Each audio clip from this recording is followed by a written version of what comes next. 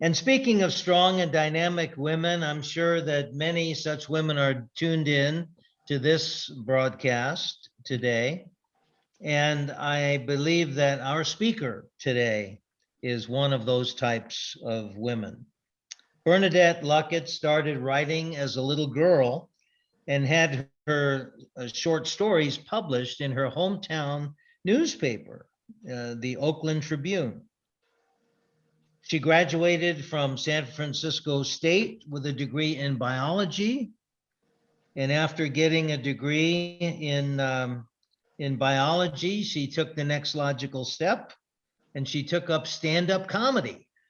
So she thinks outside the box. I'm sure she had a lot of fun with that. And she did appearances all over the country and even on cruise lines. Can't wait to hear about some of this. And that opened some other doors for her. And she wrote and produced TV sitcoms. And she's had a wide variety of experiences, as you can tell. Today, she's going to be speaking to us on the key that unlocks a million doors. And let's give a warm Zoom welcome to Bernadette Luckett. Hey. There you go, Bernadette. Thank you. Thank you. Happy to be here. Happy to see all your bright and shiny faces, you know. This is such a thing to get used to. I'm getting better at the Zoom thing. I've got my light, my ring light. I've got my little microphone set up now, and there's not so much hesitation. And hey, what do I push? What button? You know, that goes in the middle or the beginning of every Zoom call anymore. So nice to be here and welcome you guys to my little talk. Writers, gosh, you know, I never knew I was a writer. I wrote stuff when I was a kid, but I didn't know I was a writer. I didn't know writing was a job. I didn't know writing could lead to many jobs, but I just wrote. And I plagiarized a lot of stuff as a 8-year-old. I mean, I'd watch a Shirley Temple episode or something and then write my version of that story. But it was writing. And I got sidetracked when I got into science. I was just a total nerd head, wanted a lab coat on, you know, wanted to be a scientist. But what shifted it for me was I got a job working as an assistant to a microbiology teacher at Contra Costa Junior College. And a lot of times she wouldn't show up for her classes, so I'd have to teach her class. So I'm standing in front of the students, telling them how to use a microscope, and people were laughing, you know? And I liked it, and I liked being in front of people. So my friend and I decided we were going to go be models. So we paid $500 to this agency in San Francisco, and they had us walking around with books on our head, and yeah, we're models. But it was a legitimate agency, so I got some editorial work in the San Francisco Chronicle, that kind of thing. But they had us take improv classes. And the guy was a commercial director who taught the improv classes. And the wonderful thing is, I started to recognize that I did have a sense of humor. I would do things or say things and people were laughing and I was like, what did I say? What was that? And from that improv, I ended up moving to New York to model there. And then I got involved with an improv group that was based out of the comic strip. So there were a lot of comedians in it and a lot of comedians that have done well. I think you might have heard of a guy called Jerry Seinfeld. I mean, yeah, just like that. So there were a lot of comedians in it, and that's how I got into stand-up comedy. Now, stand-up comedy was writing. And when you do stand-up, in those days, you develop a little group of people who are going to the same little clubs and workout things that you're going to. So you call each other and like, hey, how's this sound? Is this funny? You know, that kind of thing. And I prepared as I would, writing a monologue or something, an acting monologue for myself. And the first time I went up was at a piano bar on Broadway in New York. And they drew your name out of a bowl, you know, and Broadway singers would come up and sing. And So anyway, I got up there and I did my little memorized piece of comedy, and it was so well received. I mean, people were laughing, applauding. I think I might have even got a standing ovation. I was high off the experience. I remember walking home, and I don't think my feet were on the ground. I was like floating, and I started crying, and I went, this is what I'm supposed to do. This is what I'm supposed to do. And from then on, I just kept doing the stand-up, which just turned into a writing exercise in itself, because you learn comedy, you learn writing punchlines and setups and callbacks and that kind of thing. And from there, I did that for 10 years. And I was working in Arizona, and I was at this Dillard's department store, because I'd been on the road. I'd put everything in storage, and I was just going from job to job doing comedy. And I was at the Dillard's department store, and I was looking at the furniture, and I was like, oh yeah, that looked nice. And that would, and then I realized they didn't have an apartment, and I started crying. And that was the end of my road work. I went back to LA. Everybody I knew was starting to write on sitcoms, so I thought, oh, I'll do that too. So I wrote myself a spec script. A spec script is what you have to, get a job at those times, which is your version of a already existing show.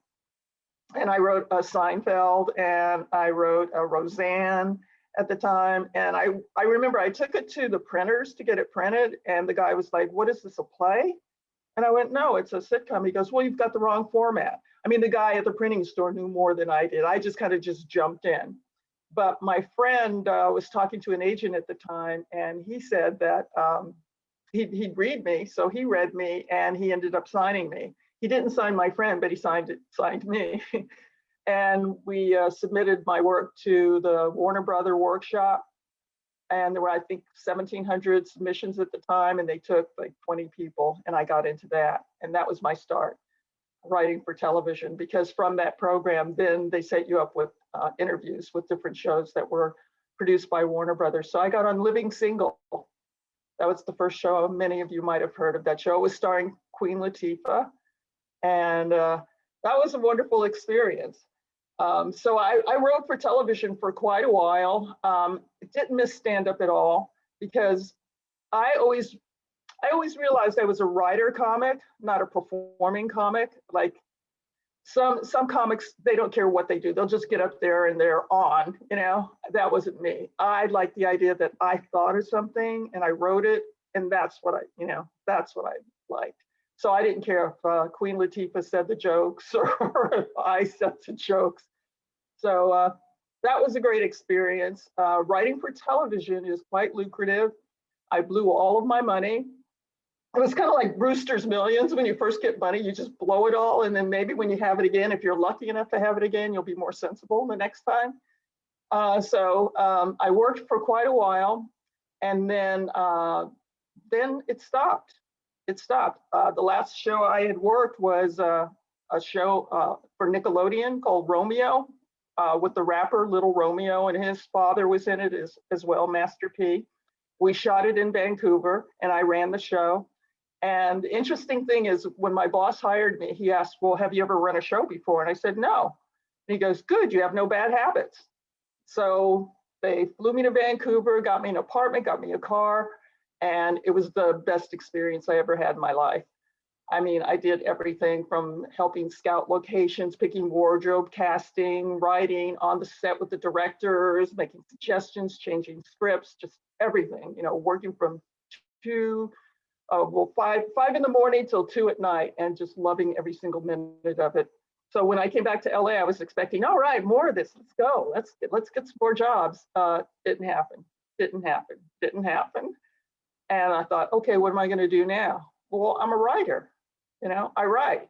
So having that skill, having that ability to write just opened the door for writing all kinds of other things. I traveled, I went to Europe, I went to Ireland, I just went all over the place, and I journaled, I blogged about it all.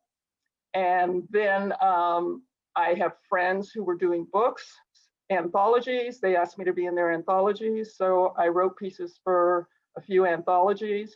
One of my good friends and I decided to write a book. We wrote a workbook. It's called 21 Days of Enlightenments. And it's really a fun book because what we do, we give you a little kind of forward or, just what to expect with the book, but every day you have a certain action you have to do. And then after you do the action, we have questions we ask you about it and you journal about what your experience was doing the action. And that was pretty heavy, actually, in a way. Like one of the exercises is today, get a flower, buy a flower and give it to a stranger. And I have friends who could not do that. I have this friend who just got so petrified. He goes, well, if I give it to a girl, she's going to think I'm hitting on her. And if I give it to a guy, he's going to think I'm hitting on him. And, he was just frozen. And I had a really interesting experience with that one because we did them all first. We did a lot of them before we put them in the book. And one of them that I found really enlightening was the giving the flower one, because first of all, I couldn't just give any flower. I went to like 4 florists before I found the perfect flower. Okay, what's that say about me? It had to be a perfect flower. And then I went to this street that had all these little shops on and people walking around. And then I thought, well, who am I going to give this to? And I thought, well, I'll wait till somebody notices it or whatever. Nothing happened. I walked up and down the street. Nobody said anything about my flower. And then finally I saw a car, and in the back window was open and there was a little girl in there. And so they were kind of stopped at a light. And so I said, oh, would you like a flower? And she goes, no, I don't want it. And her mother goes, oh, you can take the flower if you want. And she goes, no. And then they took off. And then I was like, nobody wants my flower. And all this emotion came up. And then I was just walking down the street and a man was putting money in the meter and he had a little girl with him. And she looks up at me and she goes, oh, that's such a pretty flower. And I said, do you want it? And her father goes, yeah, you can take it. She goes, yes, I'd love to have it. And so she took the flower. And then the thing that I learned from that whole experience was everybody's not going to want what you have to offer, but there will be somebody. You just keep trying. And it's a great, comparison to the writing business, because a lot of times you write things you love and you send it out to a magazine or whatever, it gets rejected, it doesn't get accepted, it doesn't win the prize or whatever, but just keep doing what you love. I think one of the most important things is just really putting your heart and soul into what you write. There's a wonderful writing teacher in LA that I go back to occasionally in between jobs or projects.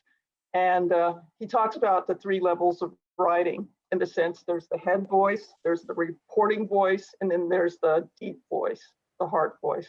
The head voice is intellectual, where you write and it's, filled with beautiful language. Pardon me? Is the one filled with your vocabulary, the flowery language, everything that you know intellectually to put into there. It's beautiful writing, it's good, but that's what it is. The speaking voice is more of a reporting voice, where it's kind of like journaling. It's a little bit like blogging, you're just kind of talking about what happens. But when you find that moment that takes you to the deep voice, that you can like freeze a moment in time and just really look at every image that exists in that moment and get you into a story that has deep emotion to it. Those are the stories that connect most with people. In this workshop that I take with this guy, Jack Crapes, I have just heard the most brilliant, amazing stories. And it's all from that technique of just writing till you get to a statement, usually an I statement, like I ate a bunch of Fritos today. I ran to the store. I run. I'm always running away from my problems. Boom, you're into something really deeper, and you come out with a story that's brilliant. So one of the nice things I like is just to continue writing stories whenever they come up for me. I started a web page and I just posted my story. I didn't tell anybody what the web page was, so it's just kind of out there, but it's there for me. But eventually, I'll probably write a novel or 2 or 3. It's just my life has been so full of so many different crazy things. I don't know where to start. And it's probably, writing a memoir is probably a big issue for a lot of people. It's like, where do you find where do you find the meat? What story is the best to tell? So I look forward to doing that because that's always really juicy and good. And I love reading biographies. I've read so many biographies of a lot of showbiz people, actors and stuff like that, but it's just always so insightful to see what somebody's journey was. And even if you don't relate to anything except for one little thing that they did, then you take that little piece and that becomes a part of you and that informs your writing. So it's pretty cool. Yeah. Any questions? Along the way, I don't want to just babble if there's a specific area or something that you guys want to or are more interested in talking about. Are you all muted? It looks like you're all muted.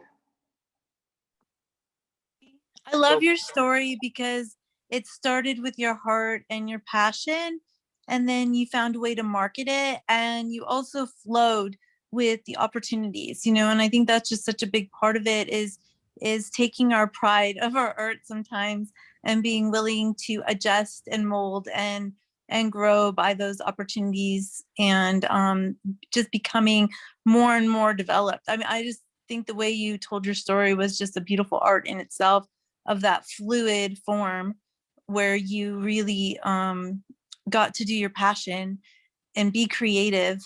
I just think that's really the craft of a professional writer right there, is to start with your heart and then develop the skills along the way and to move out of the head. I mean, it's just such a combination of things that you captured right there. That was, the way you told it was just beautiful, actually. My daughter's sleeping and I wanted to wake her up because she writes screenwriting. And I asked her one day, I was like, she's only 14. I said, and she's been doing this for 5 years. She has a whole anime, or not anime, but like a cartoon series that she's working on with about 30 characters. And I asked her, like, where did you learn to do this? Did you learn in school or something? She's like, no, I Googled it. And I think starting with that passion from the heart and then learning the skills as you go is so important, because there is, I love how you said you just didn't know what you were doing, but you did know what you were doing, It was just there. Yeah. Thank you. Thank That you. was inspiring to me. I feel like that's what I want to say to my students and to the young people, because some people are just writers and they don't always know it yet.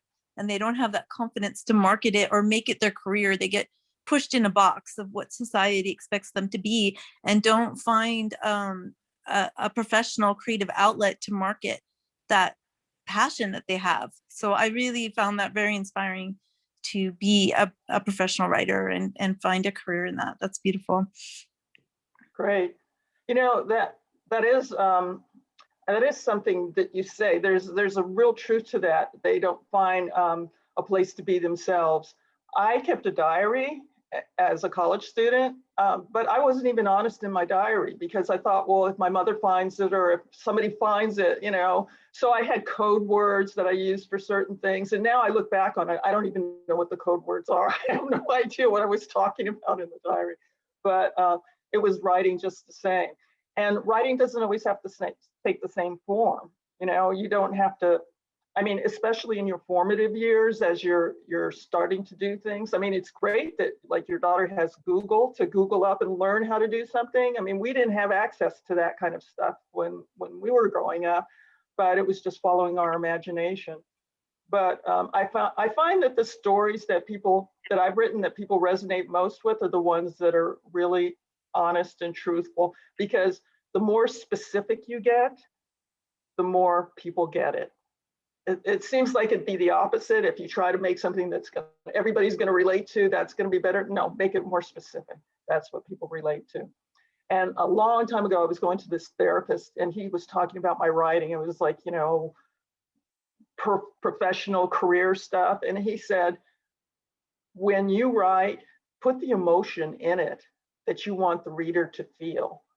Like if you're just writing something like, oh, I got to finish this page, or I promised myself I'm going to do 5 pages today, that's one thing. But if you're really into your characters and what they're feeling, or you cry, how many of you have ever cried after you wrote a scene or after you wrote, a character speaking or a speech or something like that? That's what the reader's going to feel, because that emotion is going to carry over in the words and the pages and the energy of that thing that you wrote.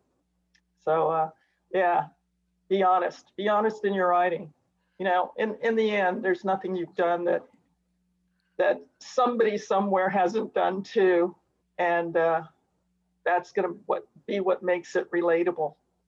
I like that point that you're saying. It's interesting when you say, you know, cry. When I wrote a memoir, it's loosely based on my mother's life, but it's a novel. And when I sign the book, I always say, if I made you laugh or I made you cry, then I've done my job. And so, yeah, to me, it's you have to put enough emotion into your writing that it makes your readers emotional as well. Exactly. Good point. Anyone else? Questions? There's a saying that as soon as I heard it, I realized how truthful it was.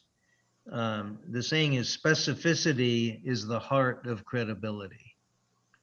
If you read something and it's just a bunch of generalities, it's not too moving. It's not very passionate, you know, but if it's specific, then it's believable, credible, and I think this is along the lines of what you're saying. Yeah, definitely. That's where the richness is. That's where you find the diamonds, you know, in those everyday things.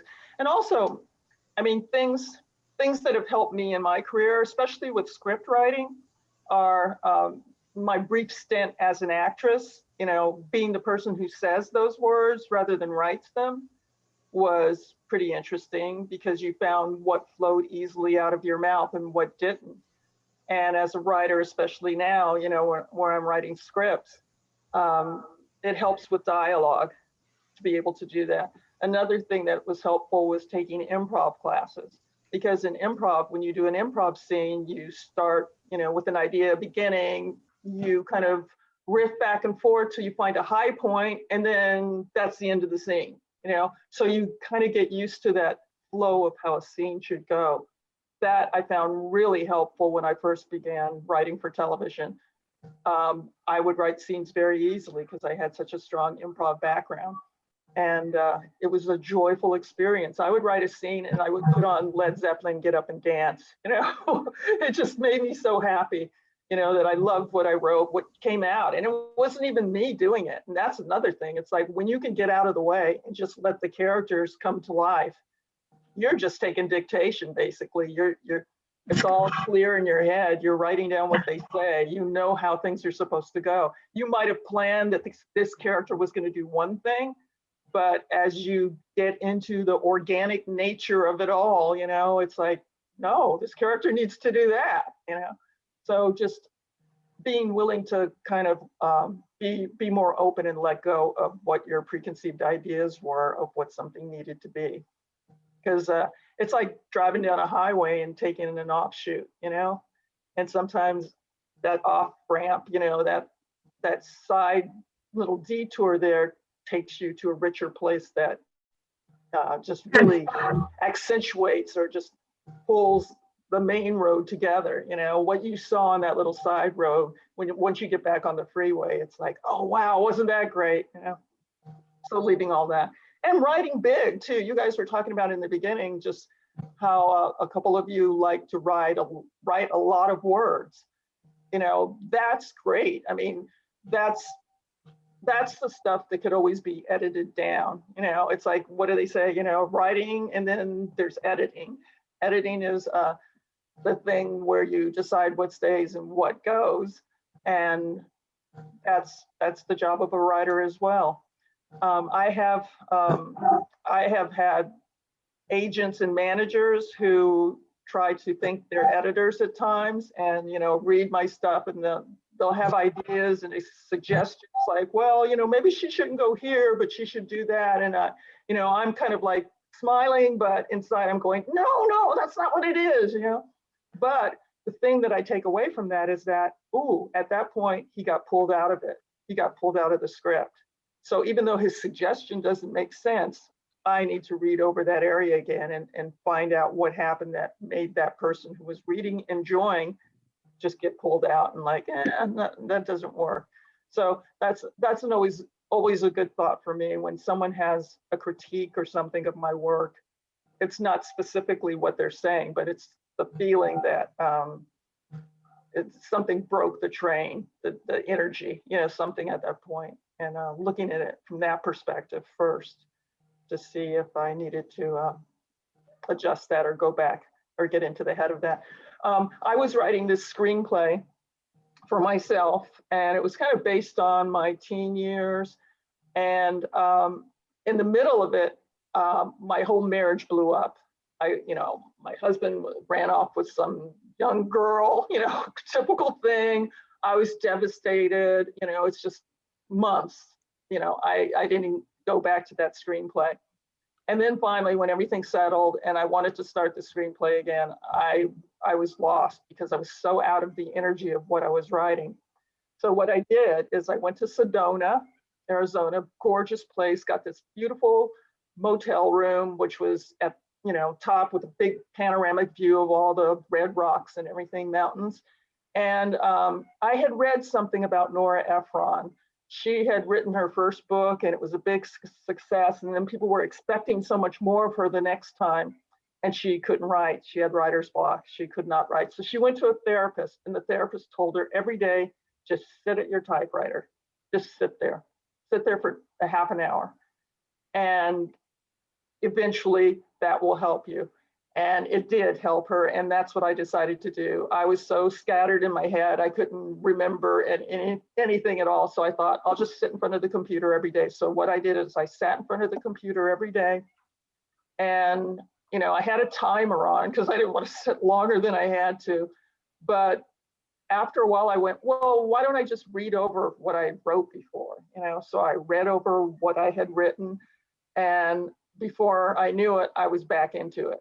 I was writing it. I finished it. And boy, did those tears flow after that, because it was like, whoa, it was so wonderful just connecting with what I had put out there before and knowing that I could get back to it as well, and yeah, I'm just very proud of myself being able to finish that, because that was easily a project that I could have just pushed aside, said, oh, that reminds me of the bad times, and not gone back to it. But I pushed through. So I think it's important to do a lot of times when we get stuck, just really allow yourself to feel what you feel, but allow yourself to have the joy of creating what you were creating as well. So good. Great advice, Bernadette. When I finished my last book, I was in tears most of the time while I was writing it. It was about my childhood. So what I wanted to ask you, what shows are you writing for now? Well, luckily, happily, I just got hired on a new show that's going to be on Apple TV. I can't really talk about it. They make you sign non-disclosures these days, but I'm over the moon happy about it all, because like I said, that last job that I had, and then no job, I just said, okay, I'll go do other stuff. And, I wrote the books, and I did, the anthology pieces. I helped co-produce and a lot of post-production on a documentary, which is called Comedy Warriors Healing Through Humor. And we took five injured veterans, and we teamed them up with writers, and had them do stand-up comedy. So that was a very successful project that took 3+ years. And we won a lot of awards, film festivals, and that kind of thing. Wow. Yeah, so I kept myself busy, but then when I tried to get back in the business, it wasn't like everybody was waiting around for me. It's like new people were in there and that kind of thing. So I'm just really thrilled. I start, I guess, on Tuesday on my new job. So it's nice to be back. Yeah, I'll be a producer on this new show. Oh, congratulations. So you're not actually writing for that, or? No, a producer is a writing position, but I see. Just as you get in the business, they have different levels, titles. Okay. Like you start as a staff writer, then it's a story editor, then executive story editor, then producer, co-producer, then producer, then supervising producer, co-executive producer, and then executive producer. That explains a lot. Yeah, there are pay ranges Yeah. associated with each position. So luckily my agent did some good finagling and you know, and got me a nice deal. So I'm happy to be back doing that again. Wonderful. I do plan to do a book one of these days. I mean, I got to. There's too many stories, at least even for myself, before I forget all this stuff. Absolutely. Yeah. What are the Bernadette, stories? I have a question. Oh, yeah. Yeah, many of our people have books, published books and so forth. And we, until COVID hit, we were doing pretty well with a speakers bureau where they go out and we engage them in presentations where they go out and talk and sell their books. And so at least we had a good track record for 12 times, but then COVID hit, but things I think are going to open up pretty soon again. And so we're still in the process of doing that. Have you got any thoughts on promoting one's books or especially screenplays, such as we have also people interested in those? Is the day of screenplays, unsolicited screenplays, over, or is there still a market, or what? I think Hollywood is always looking for new product and money-making product.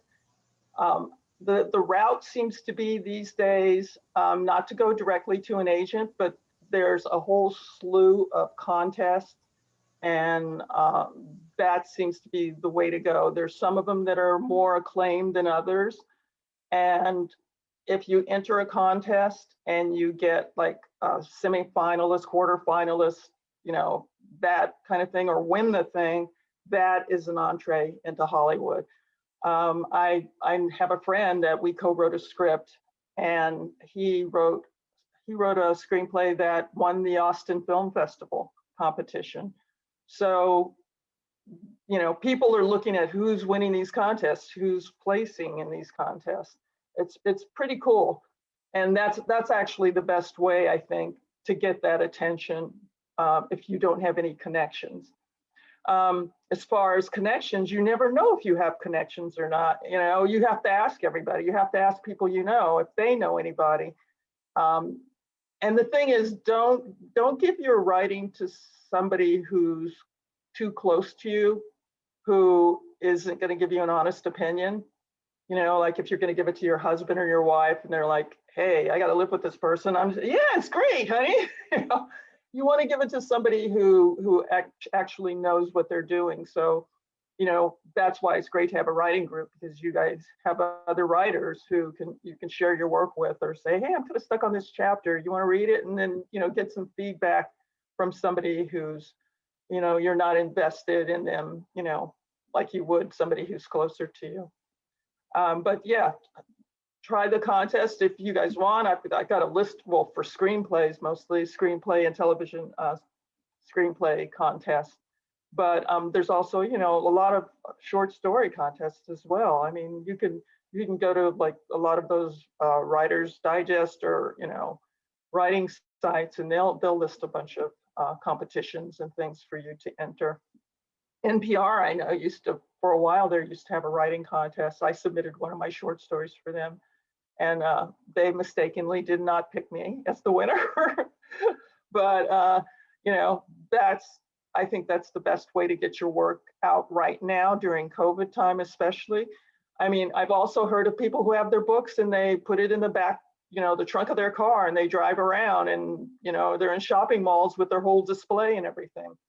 And that's a way to do it too. But like with COVID now, I don't think that's probably as easy to do as it used to be. So Bernadette, how do you know when something is funny? How do you write comedy? How do you write humor? Well, in your life, how do you know something is funny? You know, when you laugh, right? And when you're in tune with your own sense of humor, then you can give a character humor. You don't, I mean, as an observer, and that's what we all are, you know, we're the people who sit in the restaurant and we really don't want to talk. We want to listen. You know, we want to hear what the people in the next table are talking about. You know, that's where you see these human interactions. Humor is something that's a release. Laughter is a release, you know? So in the best dramatic scene, for some character to say something that just releases all the tension and pressure that's put up, that's humor. By letting other people read it, you know, and you hear them laughing in the other room or whatever, or they'll tell you, you know, a lot of times people with our scripts would put check marks when they saw jokes they liked.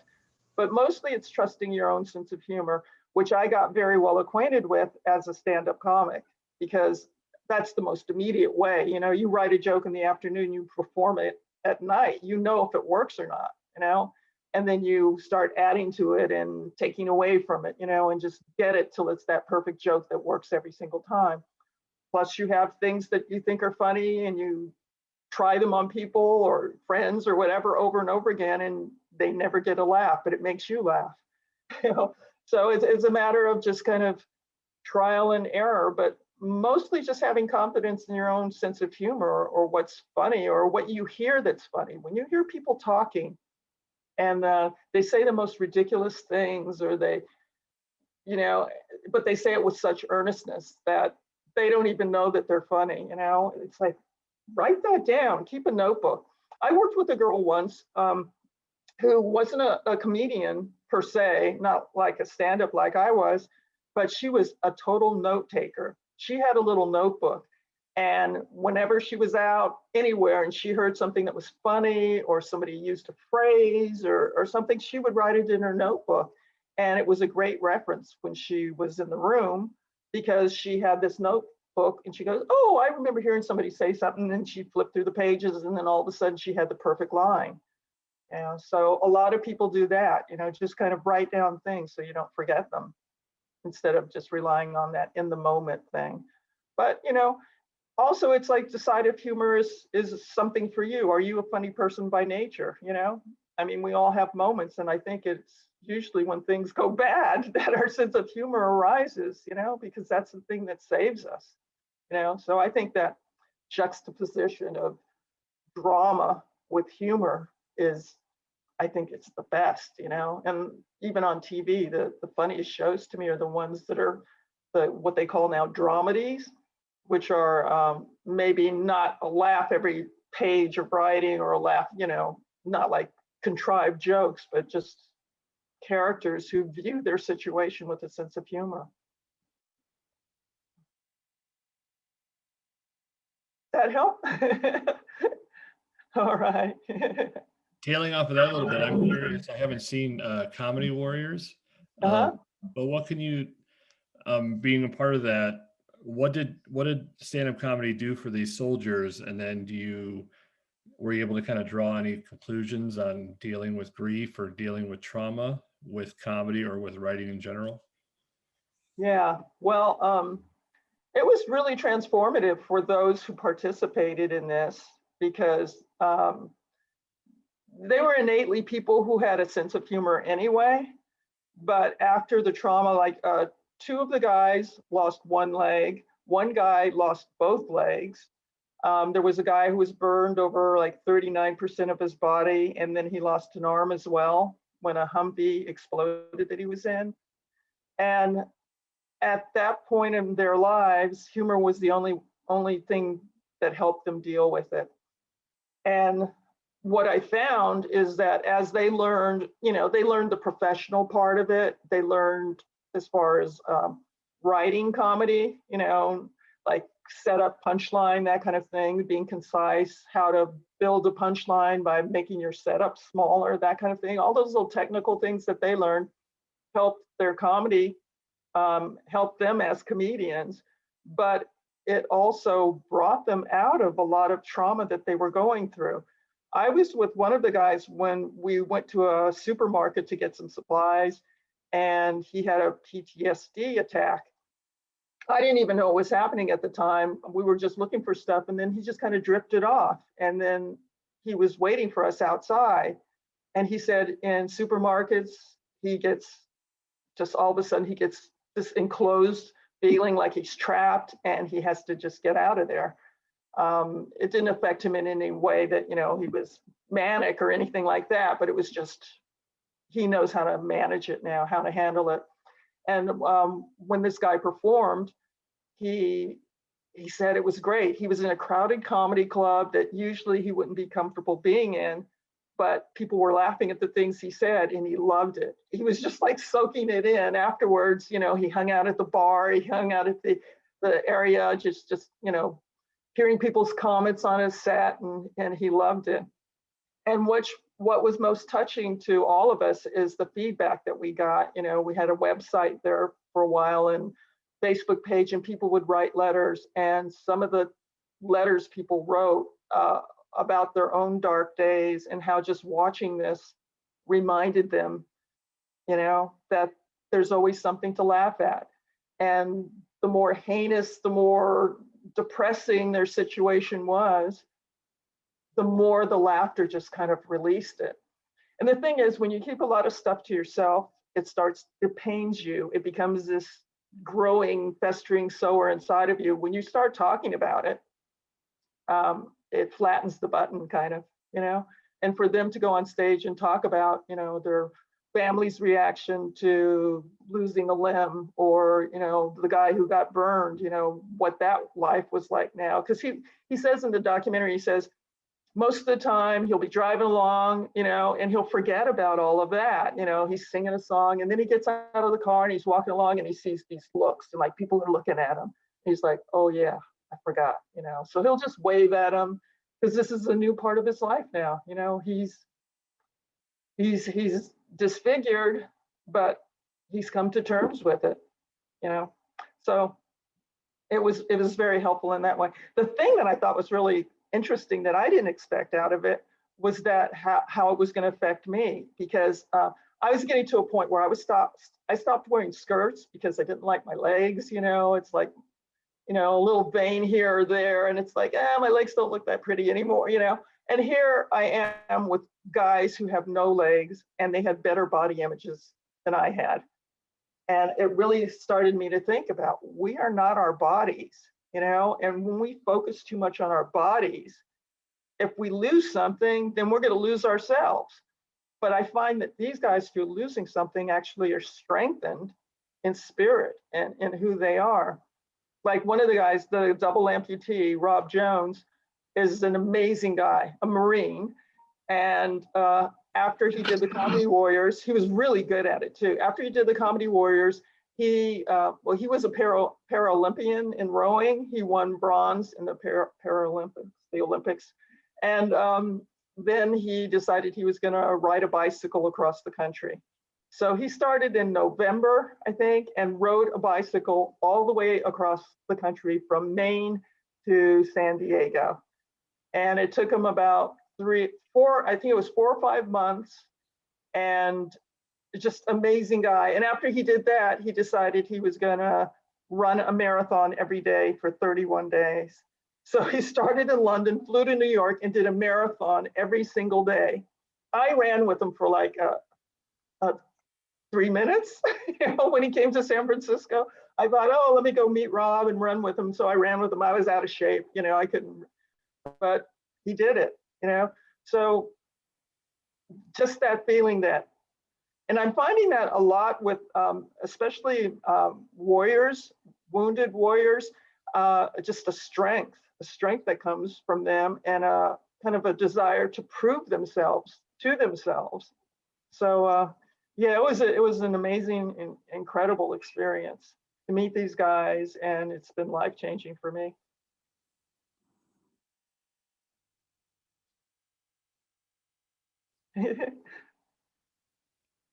Anybody else?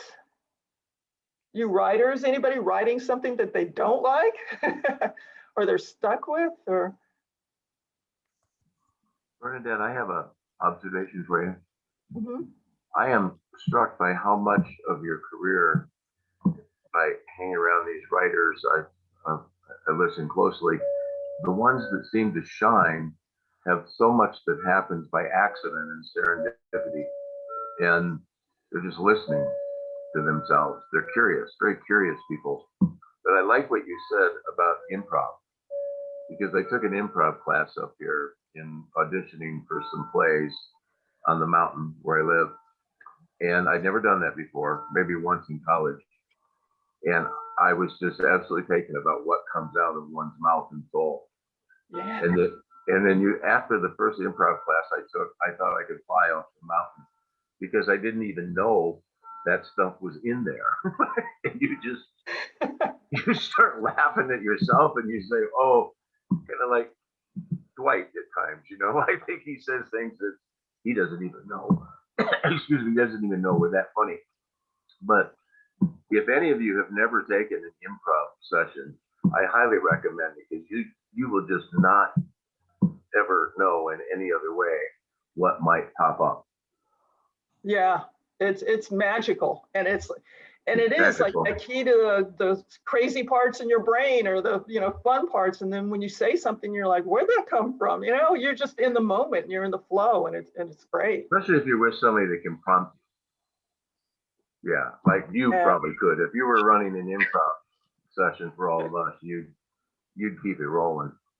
Thanks. Yeah. Well, it would. Yeah. I mean, I performed with an improv group for a while, so I kind of got used to that. But I mean, just anybody, it's not because you want to be an actor that you're taking it all the time. It's just take it for that facility of accessing, your thoughts more quickly.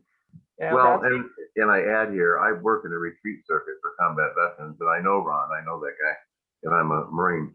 Oh, okay. We use improv, and 80% of the time, the men and women will end up in tears, which is exactly the door that opens to heal. Yeah. Exactly. That's true. And one of the nice things about writing is, like I say, the key that will unlock there's so many different types of writing. There's travel writing, which I actually at one point I thought, oh, I should be a travel writer.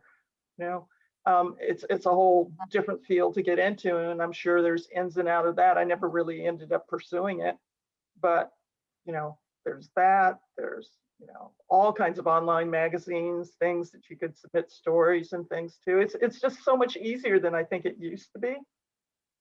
Before the onslaught of, especially now, of sites and places and all kinds of places to put your writing out.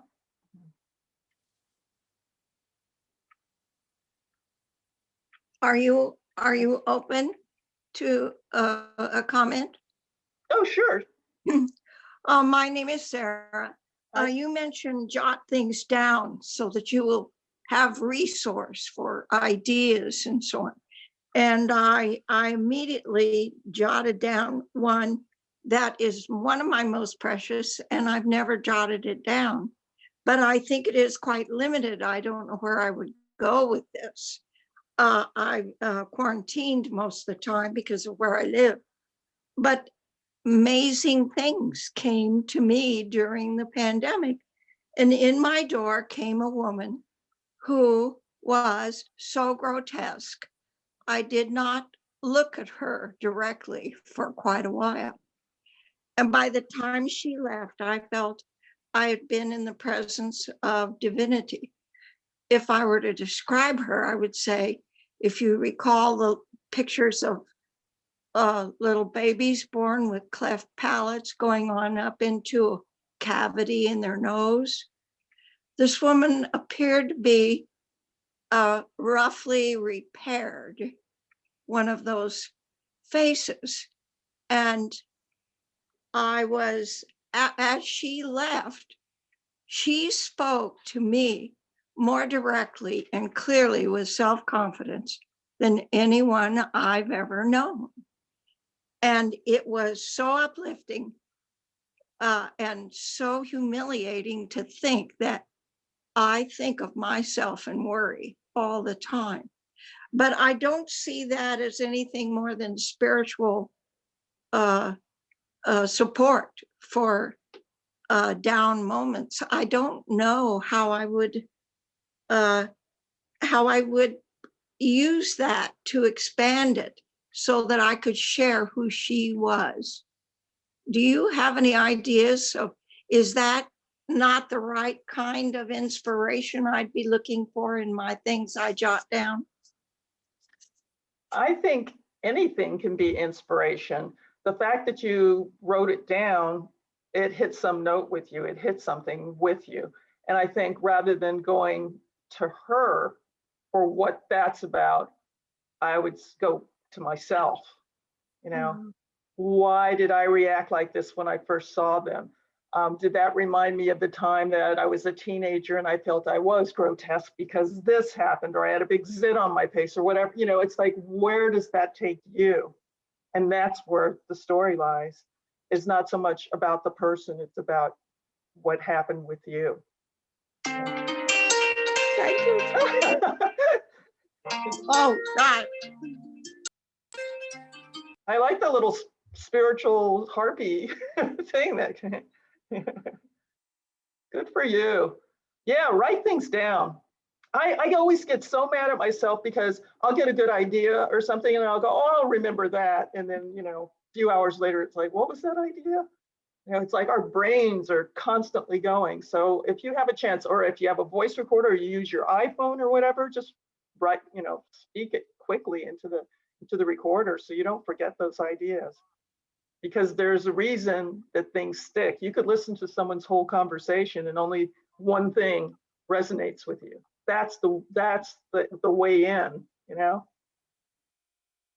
Bernadette, we're gonna have to call it a morning. No. No, you've been so interesting. It just seems that everything leads to something else and something deeper. And I feel like I've been through writer's therapy today, and I needed this. Oh, good. I needed this deeply. I'm working on a story that I'm just struggling with, and everything you've said today has helped me immensely. Oh, I'm so happy to hear that. Yay. So I appreciate so much you being with us. Can we all give Bernadette a big hand and thank her for being with us this morning? Thank you. Thank Blessings to you all and happy writing. Have fun with it, you know, enjoy what you're doing. You know, this is why you do it. This is why you're a writer. Yeah. Have fun with it. Absolutely. Thank you, Bernadette. Thank you for being here with us. Thank you. Thanks for having me. Take All care. right. Everybody, goodbye. Have a wonderful rest of your day. Okay. I just